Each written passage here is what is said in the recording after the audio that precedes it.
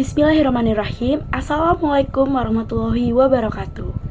Salam sejahtera bagi kita semua. Om Swastiastu, Namo Buddhaya, salam kebajikan.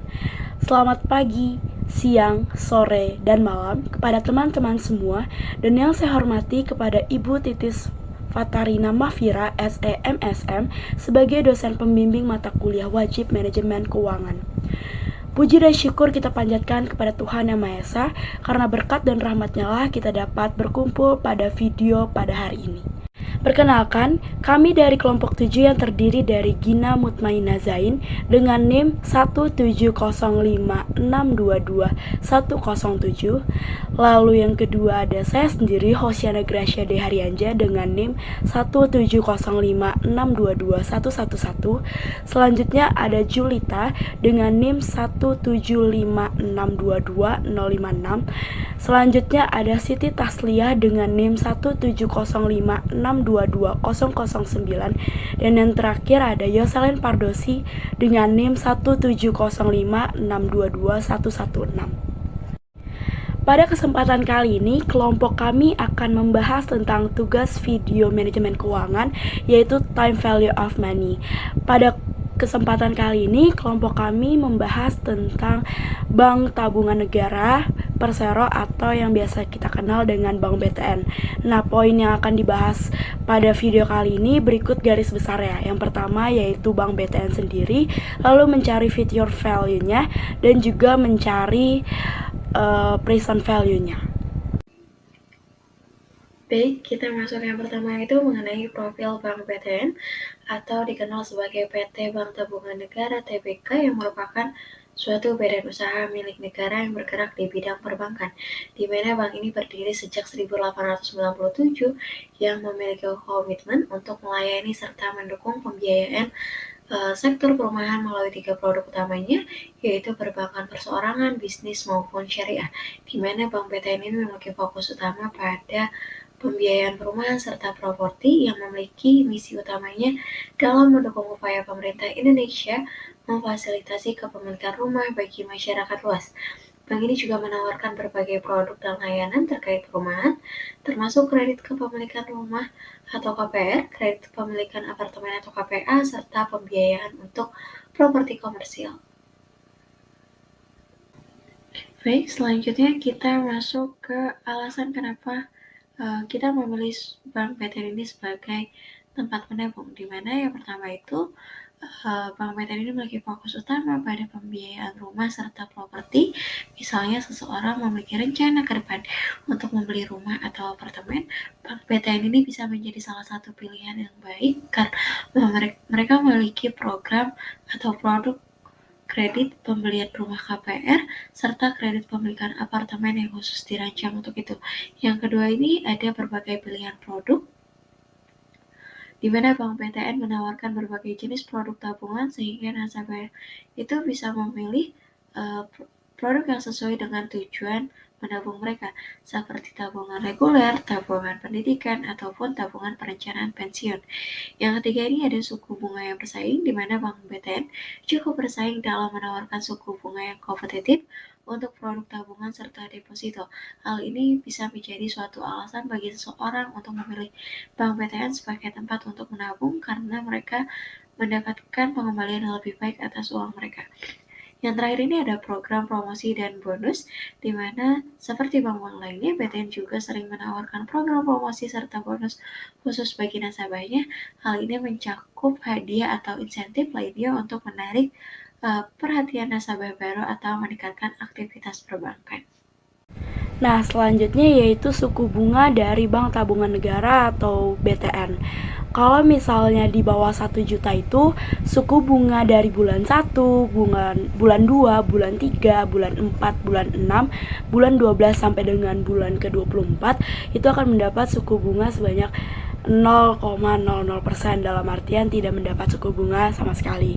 Lalu kalau misalnya 1 juta sampai dengan di bawah 10 juta itu pada bulan 1, bulan 2, bulan 3, bulan 4, bulan 6, bulan 12 sampai dengan bulan ke-24 itu akan mendapat suku bunga sebanyak 1,00%. Lalu selanjutnya kalau misalnya 10 juta sampai dengan di bawah 100 juta itu pada bulan 1 itu akan mendapat suku bunga sebanyak 2,25%. Lalu pada bulan kedua itu akan mendapat suku bunga sebanyak 2,40%.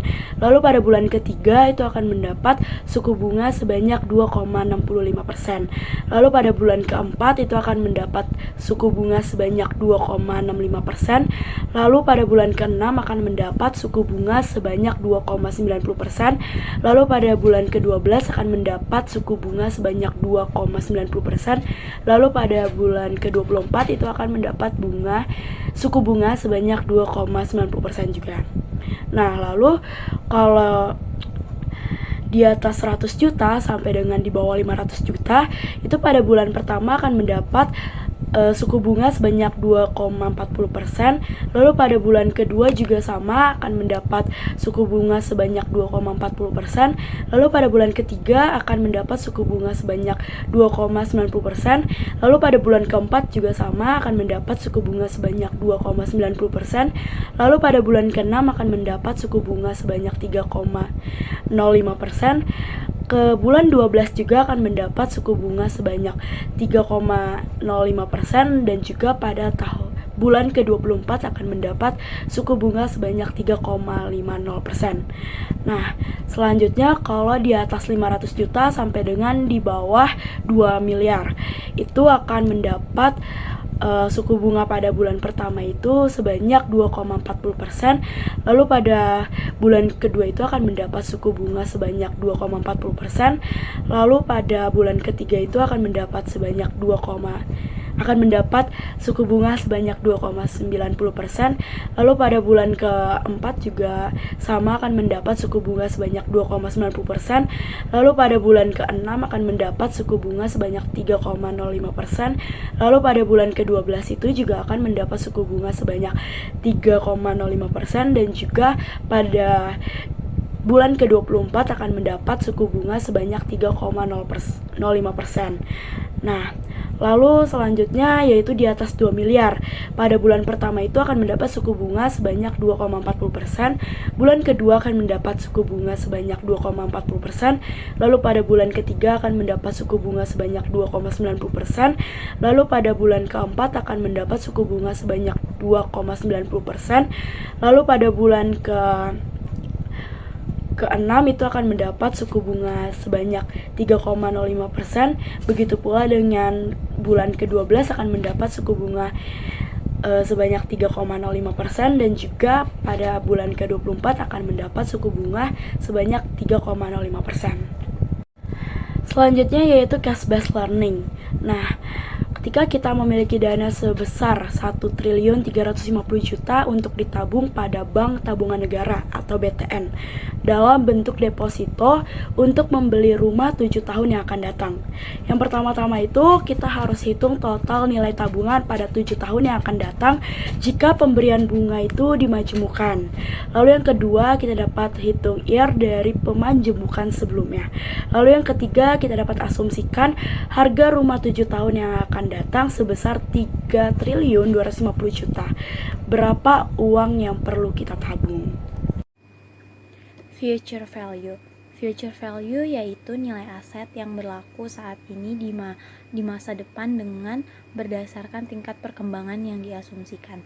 Nah, rumus dari future value ini adalah FV sama dengan PV 1 ditambah I dikali dengan pangkat M dikali N per M. Nah, FV-nya itu adalah future value dan PV-nya itu adalah present value, dan I-nya itu adalah suku bunga, dan N-nya itu adalah compounding dalam setahun, dan M-nya itu adalah berapa tahunnya. Selanjutnya kita akan menghitung total nilai pada 7 tahun yang akan mendatang jika pemberian bunganya itu dimajemukkan secara yang pertama tahunan, yang kedua semesteran, yang ketiga kuartal, dan yang keempat adalah bulanan. Untuk I-nya itu atau suku bunganya itu adalah 3,05%, dan untuk present value-nya itu adalah 1.350 juta. Jadi untuk yang tahunan rumusnya itu adalah future value sama dengan 1.350 juta dikali dengan 1 ditambah 3,05% dikali dengan pangkat 7. Nah, hasilnya itu adalah 1,665,979,838 dolar. Nah, untuk yang semesteran, rumusnya adalah future value sama dengan 1.350 juta dikali dengan 1 ditambah 3,05% per 2 dikali dengan pangkat 2 dikali 7. Nah, hasilnya itu adalah 1,668,616,460 dolar. Nah, untuk yang kuartal, yaitu rumusnya present value sama dengan 1.350 juta dikali dengan 1 ditambah 3,05% per 4 dikali dengan pangkat 4 dikali 7. Nah, hasilnya itu adalah 1,669,951,756 dolar. Nah, untuk yang bulanan, rumusnya itu adalah future value sama dengan 1.350 juta dikali dengan 1 ditambah 3,05% per 12 dikali dengan pangkat 12 dikali 7. Nah, hasilnya itu adalah 1,669,951,756 dolar. Selanjutnya ada present value. Jadi present value itu memperkirakan berapa nilai uang yang harus diinvestasikan sekarang apabila mempunyai target tabungan tertentu di masa depan. Jadi rumusnya itu future value per 1 plus R pangkat N. Selanjutnya, untuk pencatatan arus kas, kita perlu melakukan pembagian persentase pengeluaran terlebih dahulu. Seperti tadi yang sudah dijelaskan rumusnya, berikut ada perhitungan tahunan, kuartalan, semester, dan bulanan. Jadi seperti yang tadi sudah dijelaskan, rumusnya itu future value per 1 plus R pangkat N. Jadi di sini future value-nya 3.250 juta per 1 plus 3,05%, pangkatnya di sini N-nya 7. Jadi hasilnya 2.633.585.292. Nah, yang kuartal, future value-nya sama, per 1 plus 3,05%, N-nya di sini 4,7. Hasilnya 2.627.321.407. Nah, yang semester, future value-nya masih sama, pernya 1 plus 3,05%, N-nya 2,7. Lalu hasilnya 2.629.449.626. Lalu yang bulanan, masih sama future value-nya, per 1 plus 3,05%, di sini N-nya 12,7. Lalu hasilnya 2.625.905.687. Oke, yang selanjutnya ada effective annual rate. Apa sih effective annual rate itu? Jadi, EAR ini adalah tarif yang diperoleh dari investasi atau dibayarkan atas pinjaman setelah digabungkan selama periode waktu tertentu. Lalu digunakan untuk membandingkan produk keuangan dengan periode gabungan yang berbeda. Maknanya, EAR di sini itu berapa sih suku bunga yang kita dapatkan setelah penggandaan dalam satu periode itu. Misalnya penggandaannya cuma terjadi sekali dalam setahun, berarti suku bunga sama IR-nya itu sama nilainya. Sedangkan kalau penggandaannya lebih dari sekali dalam satu periode, misalnya semesteran, kuartalan, atau bulanan, maka nilai EAR pasti lebih tinggi daripada suku bunga yang tercatat di bank itu. Oke, selanjutnya kita masuk ke contoh soal yang tadi udah dijelasin sama teman-teman saya. Kita hitung effective annual rate dari masing-masing pemajemukan.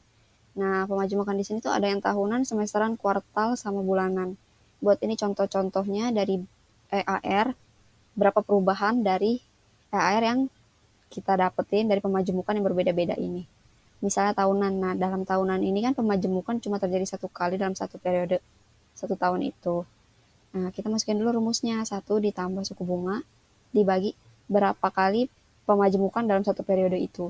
Nah, dibagi periode pemajemukan itu dikurang sama 1. Nah, buat yang tahunan, karena tahunan cuma pemajemukannya sekali dalam setahun, nilai suku EAR dia sama suku bunga yang tercatat itu sama. 3,05%. Nah, sekarang kita lihat yang ke semesteran. Sedangkan yang semesteran itu kan periode pemajemukannya itu 2 kali dalam satu periode ya.